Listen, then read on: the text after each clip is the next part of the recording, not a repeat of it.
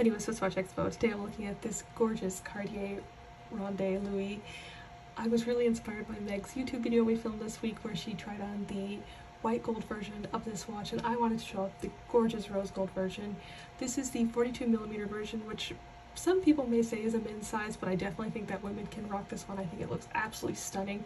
As you can see, it has this beautiful diamond bezel, this gorgeous guilloche pattern all around, and a second subdial up at the top. I really like it. It kind of balances the watch in an interesting way that you don't see a lot of other watch brands doing. And I really like that it's up in this corner. It's kind of an underutilized corner in my opinion in watchmaking. And I really like that it's the second subdial. I just think it looks gorgeous. This one also, of course, has the diamond for the crown instead of the traditional sapphire, which Cartier likes to do these diamonds on their diamond pieces, and I agree. I think it looks absolutely gorgeous. And this one is on this like deep brown leather strap, which I love. I think it just pulls the whole thing together. So if you are looking for a large Cartier or a small one, we have tons in stock, whether you're looking for the holidays or just for any type of year. You should definitely check out our entire Cartier collection at SwissWatchExpo.com.